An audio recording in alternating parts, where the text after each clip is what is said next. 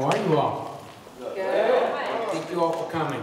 I appreciate it a lot because it's a beautiful day. I was actually hoping for rain, so you have no reason not to come. But thank you very much for coming.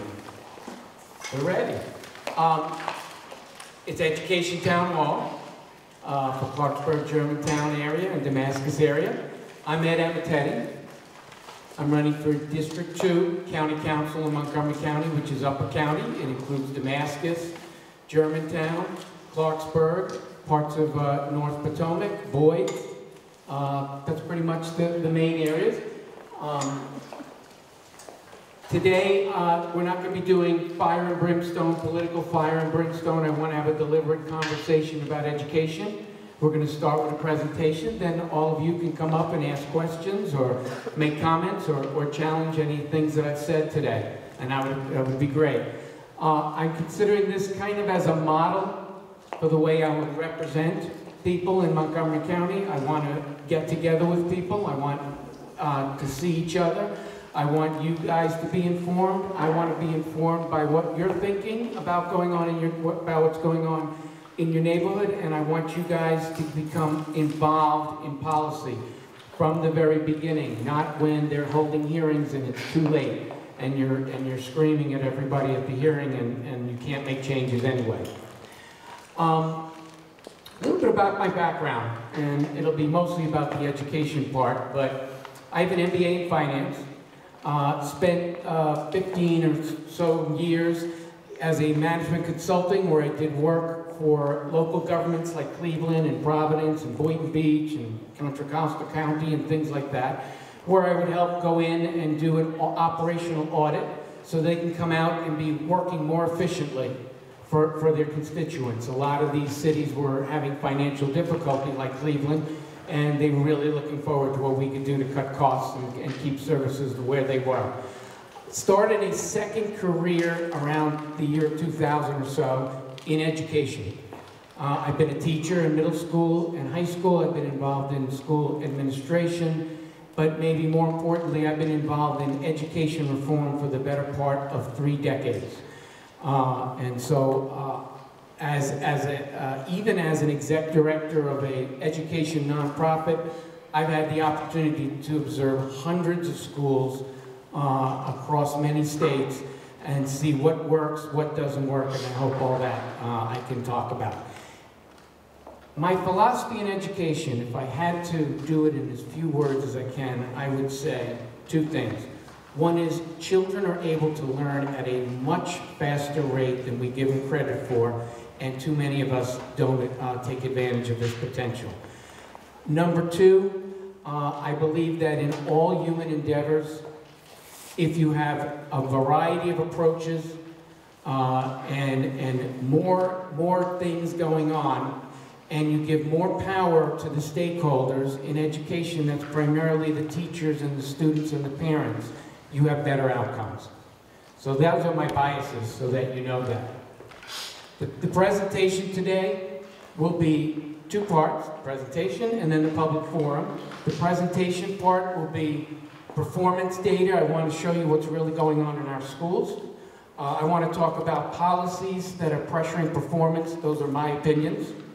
And we can talk about that. You can challenge or not. And ways to improve schools, our schools. And then we can do the public forum. Let's start. This is data to compare Maryland to the rest of the country. Let me talk about data very quickly. There are problems with all data. What's the best measure? What are the best scores? Are scores the best measure? Because there's important qualitative factors in what makes a good school. Individual preferences is important.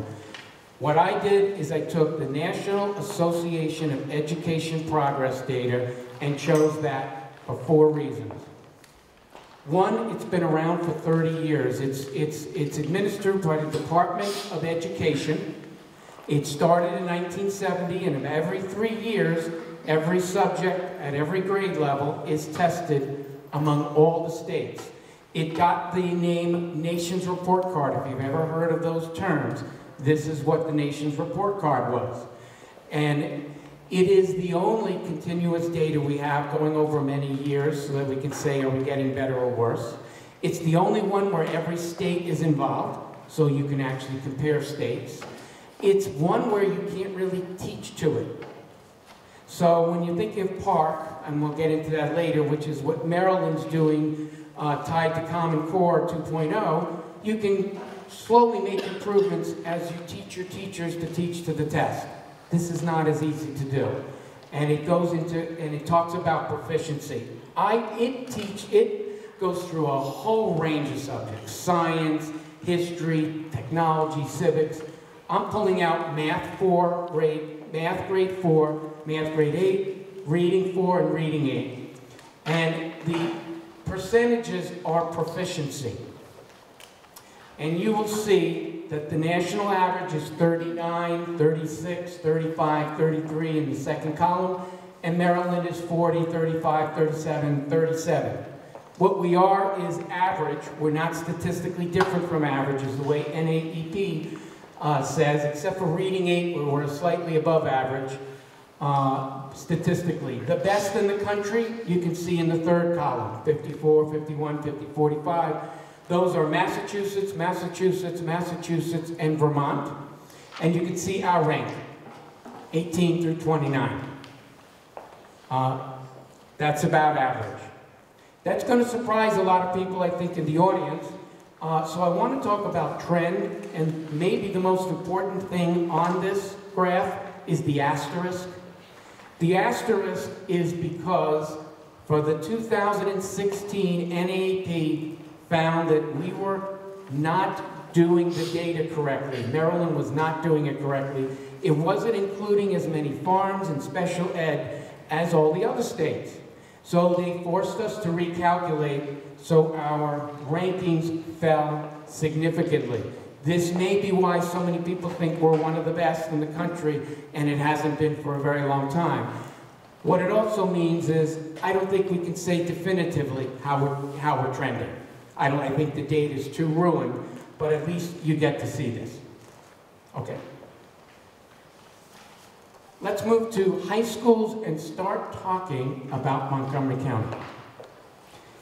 There are 2 rankings for high schools that are really good or really interesting in any case. The Washington Post and US News and World, and we'll talk about both at different times.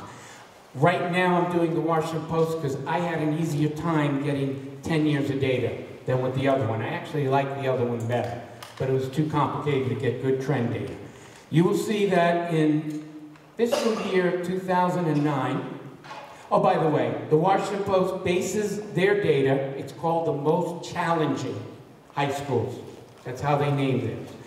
And it's based on the percentage of graduates taking AP, IBB, the advanced college level courses, and the percentage that actually take the test and pass. That's how they do it. And in 2009, we had 11 schools in the top 200. We now have 5 in the top 200, and it keeps going down. So that's another indication. The next slide.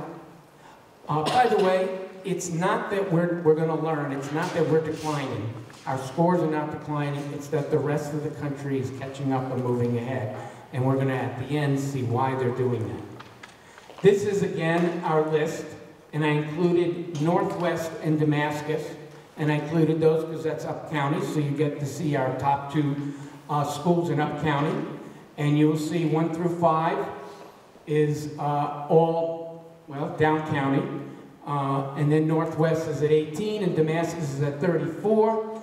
And in the nation is the last column. Northwest is 485, Damascus 685, and our #1 school for this year, Poolesville, is number 93.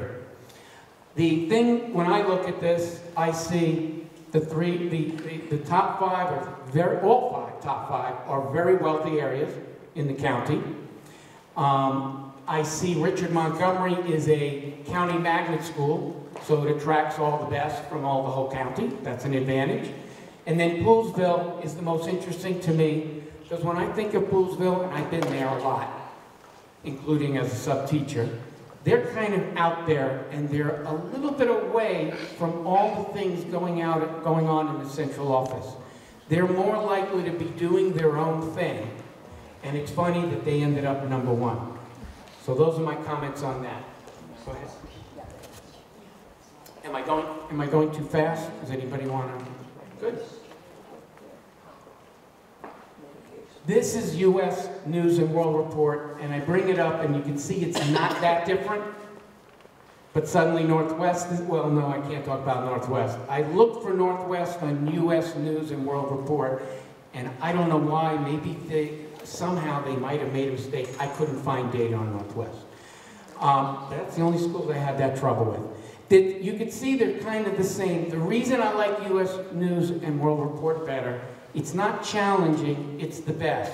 Which means they're not just adding who's taking AP courses and I say being forced into AP courses whether they want to or not to make the school look better.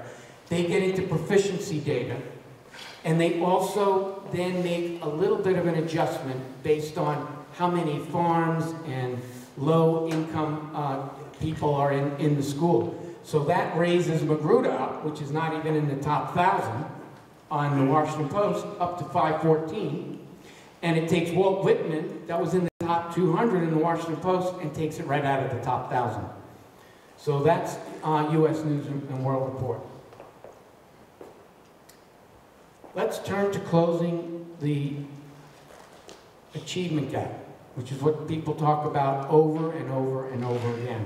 These are our 5 lowest performing schools, and you can see they've pretty much gone over a cliff. Gaithersburg has gone from 208 to 2,033. They are affected the most by the policies that I'm going to be talking about later.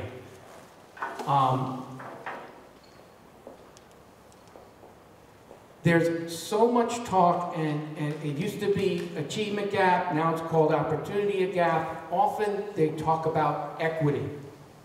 I don't even know what that term means, but I know all my opponents when I ran for Board of Ed kept talking about equity and equity and equity. And I think it means that they care, but I don't know if they know how to solve it in this space. So you can see us that we're going down. The Office of Legislative Oversight. The Office of Legislative Oversight in 2014 came out with a report that noted that we are resegregating at a much more rapid pace than other parts of the country in Montgomery County. They called it white flight, which they like to call it, and they show that we have that problem now going on. Up where we are, it was happening in Seneca Valley and Watkins Mill. So I think equity, that's not good for equity. And so we are going in the wrong direction, and you will see some of the education reform things that I'm going to talk about later bring back the other thing. In fact, they actually bring white flight going in the reverse direction. There are schools that are so good that white people are trying to get their kids back into schools that are mostly minority. So we'll talk about that later. Good. This is us against our neighboring counties, how we're doing with this achievement gap equity kind of thing. And you will see that we're not doing so good. We were number 2, we're now number 3, we're the brown. We've been kind of declining a little. And you can see that Fairfax has been higher than us. And you can see that Howard has actually crossed us and has been increasing rather quickly. The only thing of interest I could say there is they have no magnet schools, which is kind of interesting. I also want you to look at the percentages of proficiency. It starts at 10 and goes to 50. Ours are in the low 30s. I want you to remember low 30s of proficiency when I start showing you some other proficiency towards the end of what I'm talking about. Okay? Policies pressuring performance. Warning, you're getting opinions now. I was just giving you facts. Now you're getting opinions, and this is a chance for you to challenge or whatever, agree or disagree. 4 things I'm going to enumerate with respect to policies that are pressuring performance. The first is accommodative grading policies. The elimination of high school exams, totally couldn't believe that that was happening. That happened a couple of years ago. That means the teachers have lost all control over seeing whether the kids are learning what they were teaching them. It was done because in algebra and some other tests, only 50 to 60% of the kids were passing. And it was too much of an embarrassment. And we didn't know what to do, but one of the solutions appeared to be, let's just have no final exams. We have emphasis on teaching to the test. You all know about that. And worse than that, multiple choice. When you have 1 million kids taking tests, you have to have multiple choice because you don't have time to grade something like a short answer or something that shows that you understand something conceptually. So kids are doing less thinking, less writing, less communicating, less bringing everything they learn together, less cumulative knowledge, and they're learning how to take a multiple choice. Now, if you guys are ahead of a club or something and you want to get an expert to speak to you, you never go and find somebody with a resume that shows that they're really good at multiple choice. You usually get somebody who's written a book. Because when you write a book, you learn. You're actually, you're not an expert when you start learning a book. The action of writing really crystallizes learning. When you're not writing, you're not learning nearly as well. When you're just taking multiple choice, well, let's go to number 4. You could even take retests. This comes from talking to students, and I did a lot of that. I went to a lot of schools. I was a sub in probably more than 20 or 30 during the period I was executive director of New Renaissance in Education. And I found that they would take the test, not study for it, not worry about what their grade was, because they knew they'd get a chance to retake the test and they'd get 100. This is something that was happening. 50% rule. I don't know if this is still in effect. Are there any teachers? Is it still in effect? It's still in effect. If you appear at an exam and you sit in your chair, you got a 50.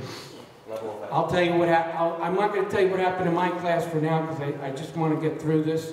But I didn't do that. And it was a very interesting story I could tell you. But can you imagine? You start with a 50, which really helps. If you know nothing, it's better than having a 0. And then semester grading policies, which I don't even think I can explain correctly. But you have semesters, and you used to have the final exam, and it just seemed like BBA equaled A, ABB equaled A, and whatever it was, it led to grade inflation. And I know people very close to me who had 4.3, 4.37, 4.45, and of course the colleges don't take it, don't even pay attention to 4.4. They wonder what's going on when somebody can get a 4.4 out of a 4.0. I have a thing called What Do Students Say? You need to talk to the students, what do you think of their grading policies? And you'll get more common sense than you could possibly get. And they know what's going on. They're matter of fact about it. And they're just plain, all of these policies promote gamesmanship. They know how to do this. They know how to get the 4.2, what it's studying as little as possible and knowing as little as possible. These are accommodating grading policies. Go back because I want to do, well, you don't even have to show it, but accommodating discipline policies is the second thing. I don't want to delve too far into this, but there's not a single teacher you can talk to, and if any teachers here, please let me know, that say discipline is on the upswing. Not one. And with the cell phones, it's gotten much, much worse. And if you talk to students, and I don't mean the ones getting straight A's and never get in trouble, if you talk to the ones who get in trouble, they say, it's too easy to get in trouble. Nothing happens to you. So they're even agreeing. And I don't think they don't want to get away with getting in trouble, but that we could talk about later. So accommodating discipline policies is number 2. Number 3, admissions overload. Those are the numbers. I'm not going to read all those numbers, but since 2008, we've been adding 3 classrooms per school per year. Now we're adding 4.5. We're 4+. We have nearly 400 portables, and the 4+ rooms requires, I think it was another 20 portables a year. We have an increase in students not prepared for traditional schools. One of those would be people who don't speak English, and they're thrown into classes where people are speaking English. Unfair to everybody. Unfair to the children in the school, unfair to the children who don't speak English who are put into those classes. The disproportionate impacts are enormous. And I'm going to say, as an opinion, the parents who send their kids to schools that are getting the most increase in student population and the most that are not ready for traditional schools are not asked whether it's okay that we're sending their kids there, these kids there. They're upset about it and they don't know what to do about it. The people sending the kids there never have kids in those schools. Misguided solutions and wasted spending, I don't want to get too deep into this because I can go on forever, but I bring up special programs. We have more than 40 programs to help minorities in Montgomery County. I can't even name them, can't even find them all, but I know. And I found about 25 of them. We don't know if any of them are helping. They do sound good, but I'm going to give you one. Summer remedial classes. Every year, more and more students go there. We don't know what happens after they go through a 6-week program that undoes all the failing that they did for 8 months. Kind of like a pass, a get out of jail pass. Whether the next year they have become better students or whether they have a new game to play, which is don't study when all your friends are there and have a great time, and then you can go for 8 weeks or 6 weeks in the summer and do great. We are not tracking it. In fact, there's not a single program in the entire school district that is tracked for an objective measure of what you're doing. You're meeting the objective of making the students better. I know that. I've audited instructional programs twice for the Civics Federation. I looked at every one of the programs. Very quickly then, curriculum 2.0. We're always changing the curriculum every 8 years. We're teaching the same thing they taught back in Greek times. Pythagorean's theory, that was a Greek philosopher, a mathematician. We're not learning new ways to teach. Not a single teacher that I've ever met ever said, the big problem with our schools is we need a new curriculum. Yet that's what we change over and over again. School construction, very quickly, we build our schools for way too much. The OLO, I'm going to stick with OLO because I keep forgetting the name, Office of Legislative Oversight, says we can reduce the costs of a school by 10 to 30% by doing just 3 things. And those 3 things are very easy. I don't want to get into it, but we need to start constructing schools at much less. That'll free a lot of money for other things we need to do, including building out school capacity. I'm ready. Very quickly, this is the school capacity that it lags enrollment 9 of the 10 years. The blue is the capacity increase. I mean the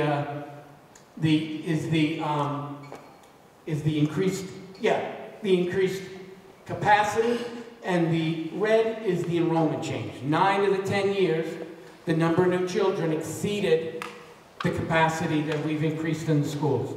And the 1 year where it was good, 2012 and 13, gets wiped out by the year before it. So we have 8 other years where all we're doing is adding portables or increasing class sizes. Okay. Now I want to move to schools, get more deep and be able to talk about up-county. I now am moving to PARCC. PARCC is, and I have to read it, Partnership for Assessment of Readiness for College and Careers. What it is the test we're using to track how well we're doing with Common Core, or 2.0. And I've gone to PARCC, even though it's only 3 years old, because it's the only way you can compare schools within the county. You can't do it with an AEP, they're just doing state data. I wish I could do for that better, because you can certainly teach to a test under PARCC. The other bad thing about PARCC is only 21 schools are using PARCC to assess their children. Well, I'm sorry, 21 states. Of those, only 14 are doing it all through high school. So if you got to high school, you only have 14. Many states have resisted the Common Core 2.0 thing. They've just not gotten involved in it. So we're kind of disconnected from much of the country. But take away that, here's how we're doing, the percent that are passing. That's the first column. Starts at 84%, drops down to 23 when you get to Watkins Mill. And you can see the 5 high schools in Up County. Our best is 5th. Our second best is 10th in the county. And that's an improvement from the year before. But why can't we have first in Up County? We're second.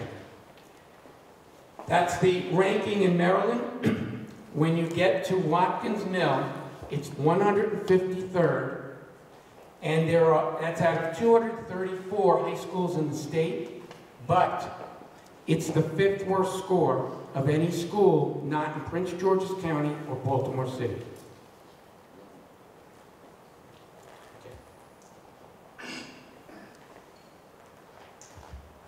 I'm moving to middle schools.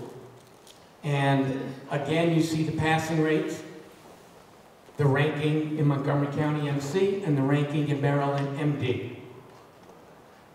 Again, I'm going to ask you to pay attention to the passing rates also.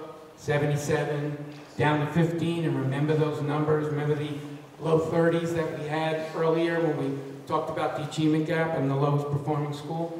Keep those numbers in your head for later. I'm going to move you to Neillsville and Montgomery Village. 18%, 15% passing rate. That is pretty much urban blight in Montgomery County. Now you're down to the Los Angeles Unified School District and New York City kind of things.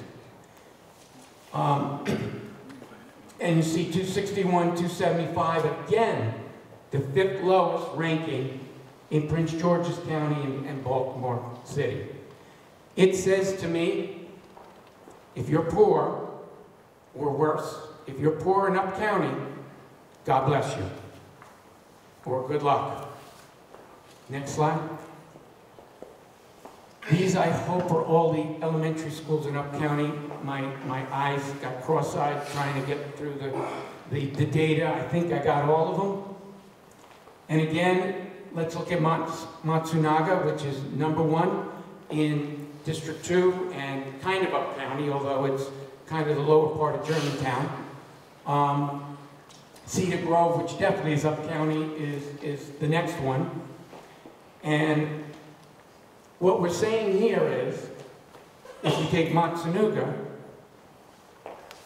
if you moved in Montgomery County, you could find 17 schools that are doing better than the best one in Upper County, if you include Matsunaga as Upper County.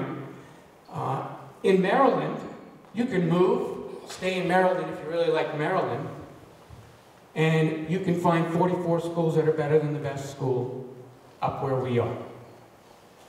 Going down to South Lake and Watkins Mill, 661 out of 878, you know, they're all in Baltimore City and Prince George's County. You can be pretty much dropped out of an airplane on a parachute, and your kids are almost certain to land in a school district that will have a school performing better. That's for the people going to Watkins Mill in high school and elementary school.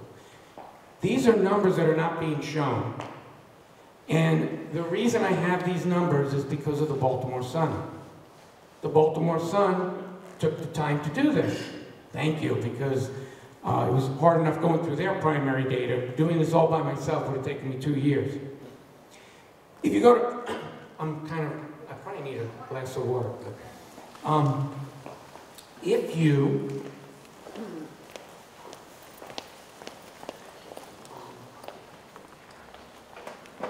I forgot what I was going to say, so let me think about it. The water thing. Sorry, guys. Thank you. If you go to the Clarksburg High School website and you want to know how things are doing there, they will write that 21.1% of the students exceeded expectations.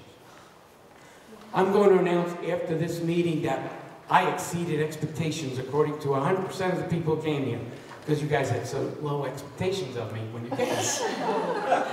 What does that even mean? Exceeded expectations. The expectations of, I don't know, of who? So you can't get this kind of data from MCPS because they don't want you to know this kind of stuff. But thank you, Baltimore Sun. Go ahead. Thanks. Upper County, I looked at all the highly gifted, all the emergent, all the G&T, IBBs, G&T, magnet school programs, et cetera, we have 63. 6 of them, except for this year, 2 more beginning, 1 in Seneca Valley, 1 in Watkins Mill, so now we're up to 8, are in the Upper County. We're certainly 1/5 of the county, 1/5 of the districts, but we're 1/8, and used to be 1/10 of the magnet programs. I want you to look, and I want to talk about Chinese immersion.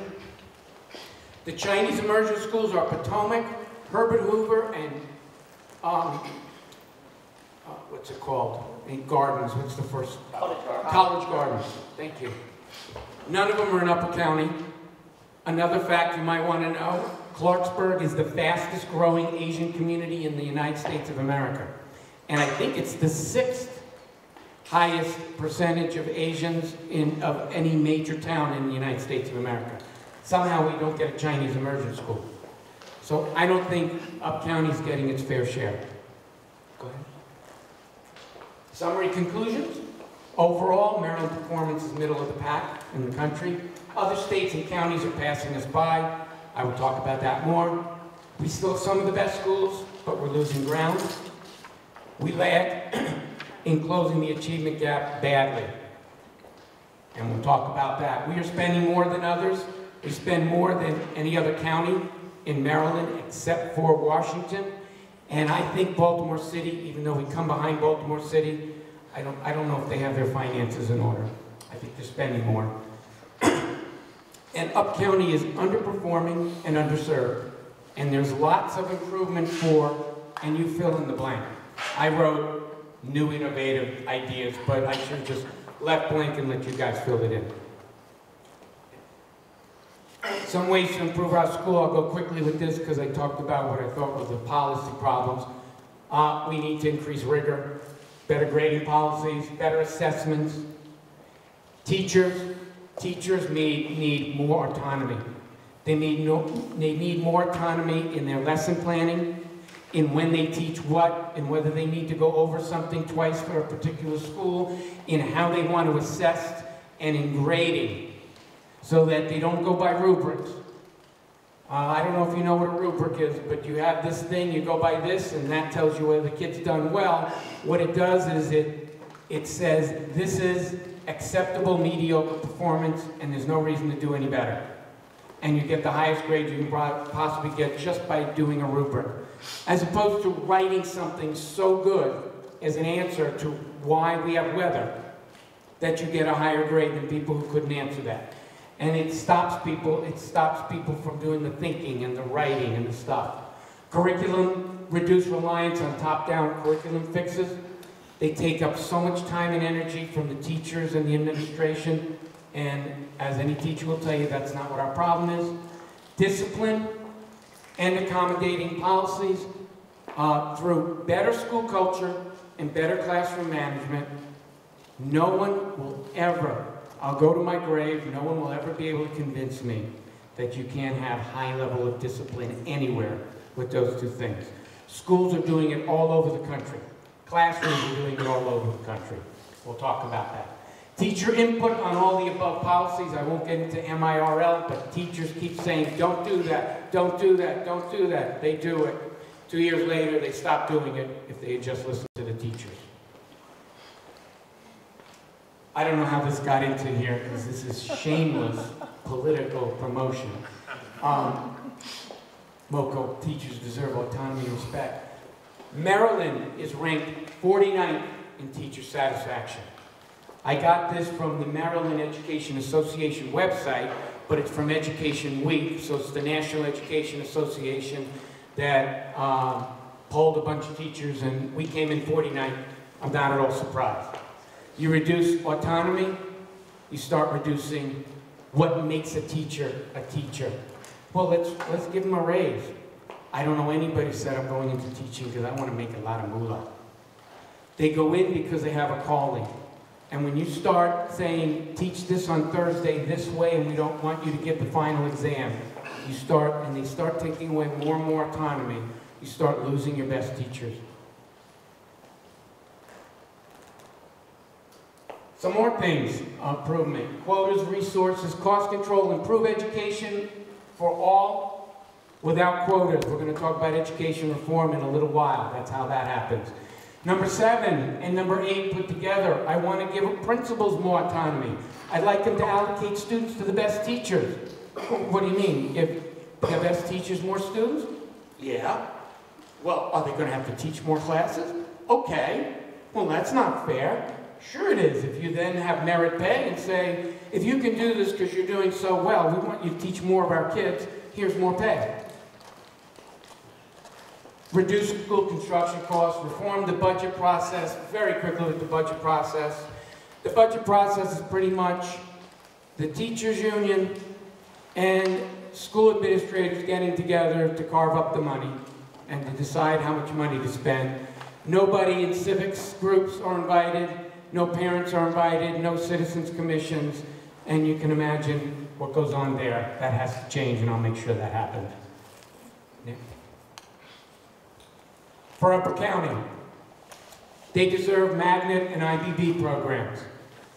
That will not be a cure-all. Because it won't come close to what number 14 will do, because you still won't have enough seats, but at least bring something to Upper County. But we need to do better than that. One thing we could do is some education alternatives like PTech and Academy of Health Sciences. PTech, which is Pathways in Technology, Early College, High Schools. I don't even know what that means, so I'll call it PTech. We have 6 of them going on 12. 6 in Baltimore City, and now there's going to be 12. 6 more have been budgeted. These are 6-year programs where the kids do 3 things. They're going through their high school, they start taking college courses, and by the end of the 6th year, they can have an associate's degree. They can have, they'll of course graduate from high school, and they might have a job waiting for them because they're taught things that they can use for life. This started in Brooklyn. New York has gone from 40 to 60. There'll be 100 next year. They're in Colorado, Illinois, Connecticut, and one other place, I forgot. And we now have 12, which I think is great. We could do something like that. Academy of Health Sciences. Prince George's County now has the #1 high school according to proficiency and according to Home Digger. I forgot to read the Home Digger list. However, what is this? This is a program that starts with a bridge program in the summer of 8th to 9th year to get the kids ready. They're going to start taking college-level courses at Prince George's Community College Health Sciences Department. And at the end of 4 years, in their 12th year, all their courses are going to be college. And they're going to be able to use this to go to transfer to the community college or to any 4-year college. It now has a 95% proficiency rating. Remember all those 30s and Matsunaga was at 72. That was our best, 95. Prince George's County, the 2nd lowest performing school district in Maryland, and ranked #1 in Home Digger for high schools. Maybe we could do this with Montgomery Community College Bioscience Center. We need to think out of the box. Education reform, public charter schools, and parent choice. Next slide. There is nothing but good news in education in our country. and we need to join the party. All across the country, schools are doing a number of things. They're doing education alternatives like PTech and hooking up with colleges and things like that. They're also promoting public charter schools, which are tax-funded schools, just like traditional schools, but they're started by parents and entrepreneurs and teachers and nonprofits, sometimes even for-profits, and they have fewer restrictions and fewer mandates that the schools do, that the traditional schools do, and it lets them do some other things. The second thing that's sweeping the country is school choice. School choice is where a parent can send their kids to whatever school they want. They're not consigned to a zip code or a school district or a cluster. And these things are supported, and they extend outside of that. They even extend to parochial schools and private schools and sometimes home schools. And they're supported by vouchers, and they're supported by tax credits that are given to companies and people who donate to scholarship programs. We now have a $5 million one that was started this year, and the Assembly didn't want it, but Delegate Hayes from Baltimore City says, I got to do something for the kids in my district, and it got through barely. That's $5 million. Illinois is $75 million. Maryland is ranked 47th by the National Alliance for Public Charter Schools. That's 2016. It's actually ranked last. When they did this, 3 states didn't even have any public charter schools, and so they couldn't be ranked. I think only Vermont is left. So we were ranked less because we're allowing public charter schools, but they have all the same restrictions. They get 69 cents on the dollar. They have to get their own transportation figured out. They get no money for building the school, so they find warehouses and they fill it up. I'll talk about some of those schools in a little while. There are some in Maryland. So we're doing very badly there. The states that are going into education reform have the top high schools, the fastest growing NAEP scores. Remember those scores? They're just doing the best in every way. Here are the top 20 high schools according to the Washington Post. They're from Arizona, Illinois, Arizona, Texas, California, Texas, Florida, Texas, Florida, DC, Alabama, Texas, Florida, Texas. Well over 50%, probably over 75% of the top 50 schools in both Washington Post and USA and US News are in a handful of states. Almost none of these schools existed a short time ago, and they are dominated by magnet schools and charter schools. I want to talk about a couple more things and then I'll be finished. This is a map of East Harlem. There's a chain of 46 schools called Success Academy. They have 15,500 students, of which 85% are minority. Their math proficiency is 95%. It's not a magnet school. It's not in anything. It's just a school in the poorest areas of New York City. Schools, not school, 46 of them. 84% English proficiency. 24% is what the average is in New York City. And 29 for those same two numbers. I want you to think about this number. Think about the Matsunaga numbers. Think about the Watkins-Mills numbers. Think about the low 30s, which is our average for our 5 lowest performing schools. The number of meeting standards are 2 times the average in the area where they are, and they come into the school so unprepared that they go 2 grades a year in the beginning. They just jump 2 grades according to proficiency because of how good they're doing. Thousands of children are saved. It's funny, I had a friend that I met in a restaurant, and we started talking, how's your daughter doing? And she goes, oh, really well. she's a teacher in the Bronx, and she's so excited. She's so excited about her job. She can't wait, but she's so nervous. She's in her first year, and they could let her go, and she wants to do good because she can't wait to do it. And I go, how's she doing at Success Academy? And the mother goes, I didn't tell you she works at Success Academy. I go, she does, doesn't she? She does. Next slide. That slide. That's Chesapeake Science Point Academy. Oh, go back one. Or forward one, wherever that thing was. Back one. That's Chesapeake Science Point Academy. It's in Hanover, Maryland. 78% majority minority. Their PARCC score for English 10, I think it's 2 years ago I took a picture of this, or a year and a half ago, 92%. That compares to 46% for the nation, 44% for Maryland, and 40% was the first year of PARCC. That was the first year of PARCC. So you can see what that public charter school is doing for kids in Hanover, Maryland. They now have other schools that are growing around the country. Can we go back? Oh. Very quickly. I'm going to just try to run through some states.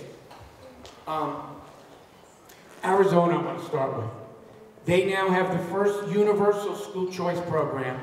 If you're home, what they do is they, in essence, give your money back for taxes for education that come to them. And if you're very wealthy, you get less of your money back than if you're poor. But if you're poor, you can get up to $15,600. You could do it for anything, to go to a private school, to defray tuition costs to private school, to a public charter school, to whatever you want to do. You could use it to buy books if you're homeschooling your kid. And you've seen what Arizona's done.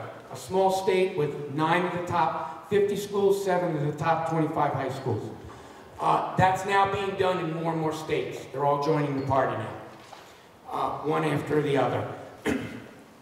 On and on and on this happened. I'm not going to go through it in all the states. I don't want to take so much time because I want to start getting out of all this. But education alternatives promise great outcomes, closing the achievement gap, true diversity of approaches, school choice for parents. It raises at traditional schools. In other words, they keep doing studies, and wherever these public charter schools are happening, the traditional schools start doing better because competition is good for the soul. In DC, more than 50% of the kids now go to charter schools. They are the #1 fastest improving urban center and the #1 school districts in the country under NAEP. Real equity and integration. What could be, when we talk about equity, again, I'm not sure what they mean when they talk about equity, but it's something about equal. What could be less equal than you live in that zip code, you go to the bad school. You live in that zip code, you go to the good school. Doesn't sound very equitable. We ran out of magnet school desks, so we can't have you even though your kid passed the test. Sorry, we have a quota system. You're not the right kind of person we need, so we're not going to include you. So it ends the need of quotas and provides real equity. Individual preferences, happy teachers, happy parents. And it saves money. We'll get into that now. I'm going to stop, because I've taken maybe too much time, but I'm really interested in hearing from you guys. Ed, you spoke about Maryland being 47th out of 50 states. Now, and that was 2016. Now that we have a new governor, how's Maryland ranked, if it has been ranked? I don't know the ranking, but I'm going to guess 49th. The governor tried to pass a public charter school law that would have made us a lot like District DC, and it didn't get through. And the only reason we got the $5 million scholarship program is because of Delegate Hayes from Baltimore City. But instead they passed the Protect Our Schools Act. And the Protect Our Schools Act is a way, I guess, to protect the status quo. It reduces the the weighting of academic progress to officially 65%, unofficially somebody tried to show how it really is in the 50% when it used to be 85%, and instead includes things like graduation rates, parental satisfaction according to polls, you know, when they give out the polls. In other words, and it also, the Protect Our Schools Act, protected the schools from being converted into other kinds of schools under new management, whether it's public charter or private or anything. And so basically it was something to slow down school reform in Maryland. So we're not there yet, but we're going to try to get there. And I'm hoping to help get us there. Yeah. Thank you. And are you aware that a lot of the schools are asking kids to drop out and get a GED? That is a very common thing that's happening. I've been told that by parents, especially in poor areas. That's absolutely horrible. That they say, you know, teach them to pass a GED test, and then you don't have to finish all this high school stuff. Are you aware that that's happening? I'm aware of that and lots of other things. When you don't have a dynamic system that's working, you do other things to try to solve the problem. You bus kids from different schools to different schools. You create different magnet programs over here and over there, and you graduate kids that are not ready to be graduating. And another thing is you start to push them towards GED. There are lots of kids who don't want to be academic minded. And some of them become entrepreneurs and become worth $62 billion, so that's okay.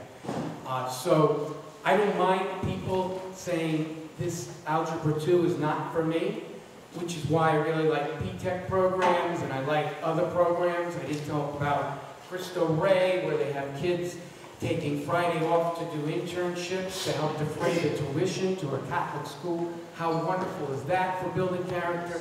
So they're doing that, and that's one of the ways, because they don't have an innovative, dynamic system with different approaches for different kinds of kids. And yes, thank you for the question. Anybody else before I read these? Yeah?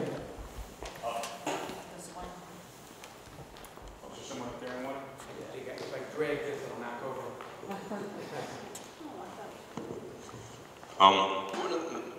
First of all, very good presentation, by the way. Thank you very much for this.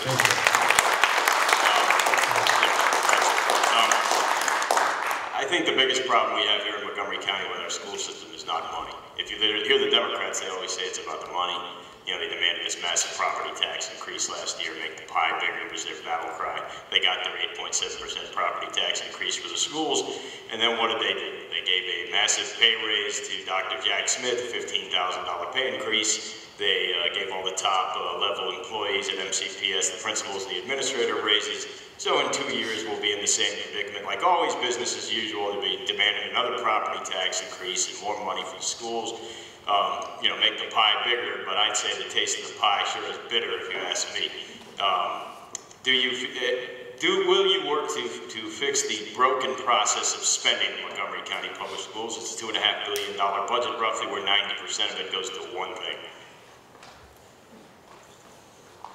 The connection between how much you spend and the outcome you get in education has not been good.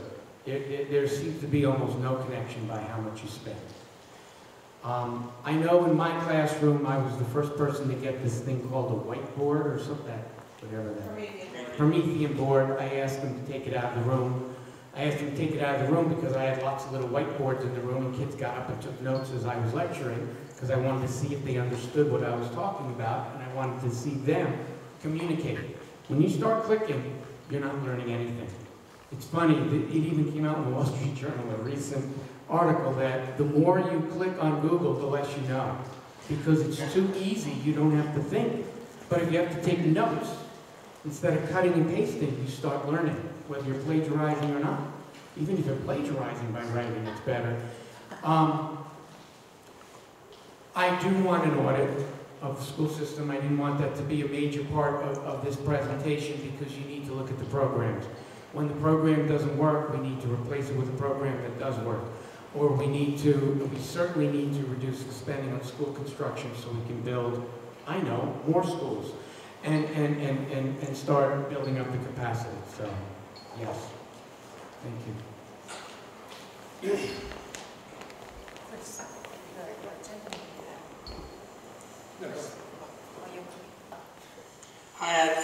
Hi, thanks first for the presentation. I actually look at your recommendations. There are just so many, and I'm lost. So my understanding, I run a business. My understanding is competition is so important. Inducing the competition is so important to achieve lots of success. So as the gentleman said, Montgomery County literally is a monopoly in education. So I do feel like introduce public charter school is a solution that might pressure Montgomery County Public School to do better. So I think that is just my sort of sense in terms of running a business. I just feel like if you want to do better, introduce the competition, right? So that's my first comment. Second is I actually study because closing the achievement gap is a hot topic. And I read a paper published by Stanford University. They study what caused the achievement gap. They essentially said 4 things. One is school, teacher, and family and neighborhood. So when we talk about all of these, no politician, I mean, I'm on the Upper County Citizens Advisory Board, right? They talk about councilmen, or everyone come talk about this. No one talk about family and neighborhood. And this is something government cannot change, right? But at least someone have to face the fact that these are important factors. And then we need to talk about it, and how to solve it, I don't know. But I am just amazed that people just keep covering up, just say, okay, government can solve everything. I don't think so, right? So I hope, Ed, when you try to run the office, I want sort of you to tell, whoever's listening, try to really help us to improve education, just to talk straight to the fact. What is caused this, right? For example, bad school. What has caused this, right? There are teachers, schools problem, but what about the neighborhood family feeding to that school, right? And let's talk about it, and what the solution, I don't know. So that is just my feedback. Thank you for that question. To answer the first one first, almost immediately I'll write a public charter school bill for Montgomery County. It's going to be complicated because of what's going on at the state level. I will also start inviting people like the head of Ms. Moskowitz, the head of Success Academy, Spear Lancaster, the head of Chesapeake Foundation, invite them in to testify. And then I hope I can get lots and lots of parents to listen to these people, to tell them about what they're accomplishing. And then we'll start changing the tide. Maybe then in Annapolis some things will happen and it'll all come together. Maybe it'll be harder than I think, but I'm going to be pushing immediately.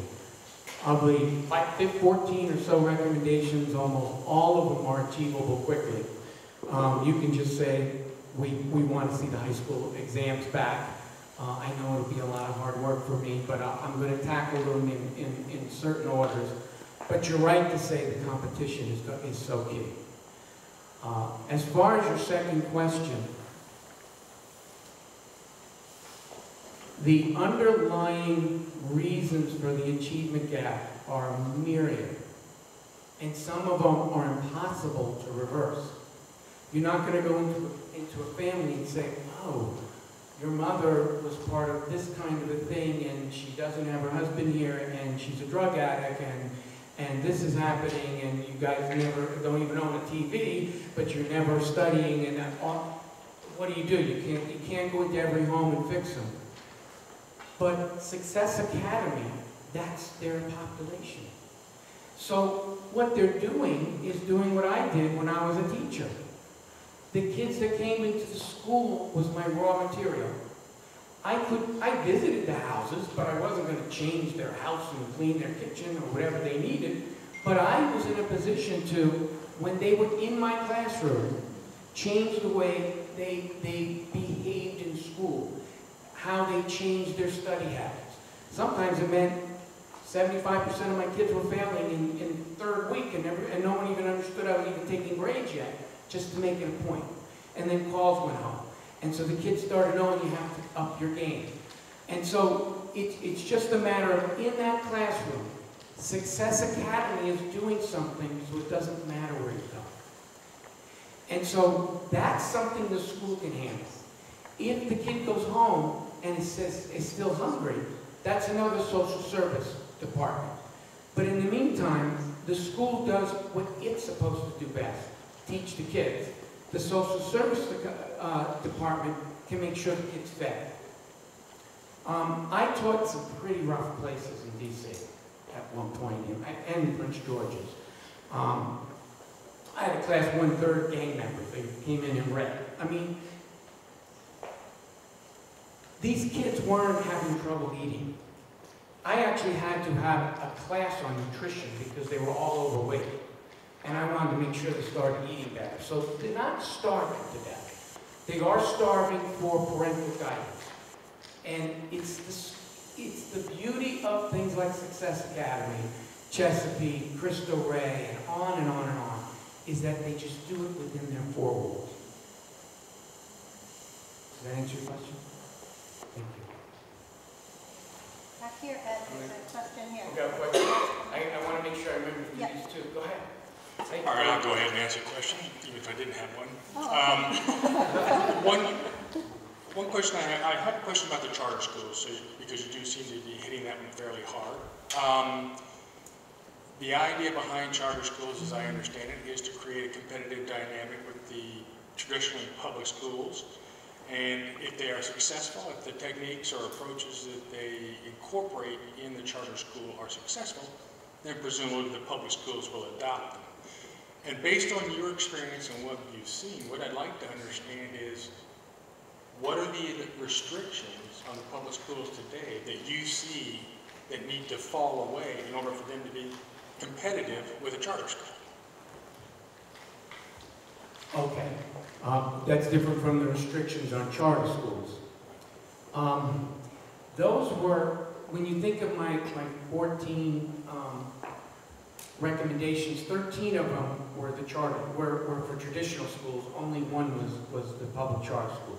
So it's all of those, whether it's making grading more difficult, giving autonomy back to the teachers, giving autonomy to principals so that they can decide what students get which teachers, teacher mentoring. I forgot to mention, I know it was on there, and I think that's extremely important. And the first 13 are answers to that, and the restrictions, you know where they come from. They're restrictions on merit pay. They are biased towards longevity in the system, not towards how good you've been doing. All of these have to fall away, and there's two ways to make it fall away. Somebody goes right up the middle, a handoff to the guy right into the line in football, and say, do this, and the status quo fights back. The other way is they open up private school choice in charter schools, and the traditional schools go, well, our enrollment's down for the third year in a row, maybe we need to do these things. And so what happens in D.C. and other states where this is happening is that the traditional schools, which prove that they have great teachers and great principals, are catching up and adopting those things. And it's much easier to say, look at them, look where your students are going, go follow them, than say, change this, do this, and you get, politics is too much about division and not about different approaches, and just let it all happen. Thank you. Does that answer your question? Thank you.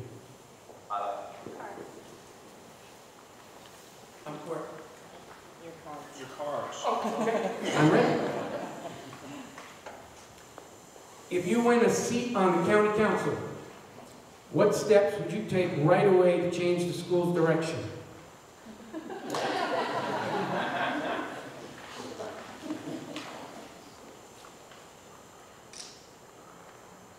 I got all my 14 recommendations in my head and trying to, and it's not important whether I do number 3 or number 2 first. I think the most important thing in the beginning is change the dialogue. When we have an education hearing and if nobody wants one, I'll just hold one and have you guys come, and then we'll dominate the dialogue, I guess, because nobody else can. Changing narratives is very important, and then things start folding away. And to tell you the truth, if you ask me what would you do first, that's the opposite of the way I'm going to be running. I'm going to be representing you anyway. It's going to be going, I got 14 recommendations. Do you want to take off some and add a few others, and which one do you want me to do first? So another thing I'll do is I'll come back to Suffolk County over and over and over again. This is my best. What do you think? And then if you throw tomatoes at me, I go, gosh, all right, which one do you want me to knock off? This, when I said this is a warning, these are my opinions. That's me at my best. That doesn't mean I have all the answers. It doesn't mean you should accept what I say lock, stock, and barrel. That's the worst way a representative can represent their people. No one has ever anointed me. I'm going to get another drink.